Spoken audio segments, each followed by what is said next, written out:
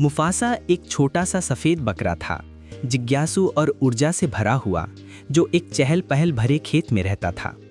उसे हमेशा इधर उधर घूमना पसंद था, लेकिन आज उसके मन में एक बड़ा रोमांच था। वह उस मीठे क्लोवर के मैदान को खोजने जा रहा था, जिसके बारे में बूढ़े किसान राजू हमेशा बात करते थे। सबसे पहले वह मुर्गियों के दड़बे के पास पहुंचा।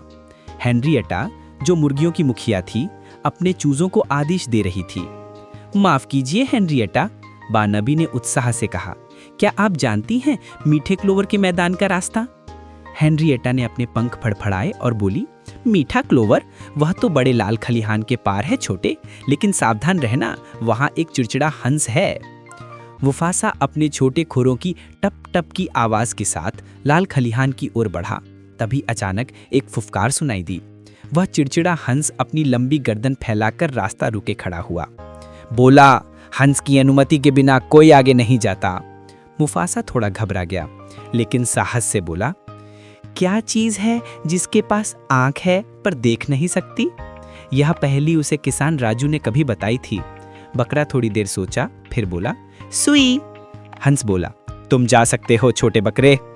मुफासा खुशी से उछलता हुआ खलिहान के पार गया और सामने फैला हुआ हरा भरा मैदान देखा।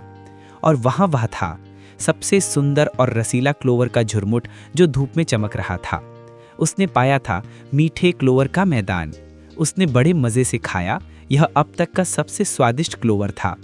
जब सूरज ढलने लगा और आसमान नारंगी और गुलाबी रंगों में रंग गया, तो मुफासा ने सोचा कि अब घर लौटने का समय हो गया है। उसका पेट भरा था और दिल रोमांच की खुशी से लबालब। वह वापस लौटा, शांत मुर्गी खाने और लाल खलिहान के पास से गुजरते हुए। हांस अब कहीं दिखाई नहीं दे रहा था, शायद पहेलियां पूछते पूछाते थककर सो गया था। जब मुफासा अपने घर में पहुंचा, किसान राजू सभी जानवरों को रात के लिए बुला रहा था। किसान मुस्कुराया और मुफासा के सिर पर हाथ फेरते हुए बोला, लगता है आज तुम्हारा दिन बड़ा रोमांचक रहा छोटे। उसने देखा कि मुफासा के सफेद फर पर कुछ क्लोवर की पट्टियां चिपकी हुई थीं। मुफासा ने खुश होकर मैं की, फिर अपने गर्म भूसे के बिस्तर में दुबक गया, मीठे क्लोवर और नई यात्राओं के सपने देखते हुए।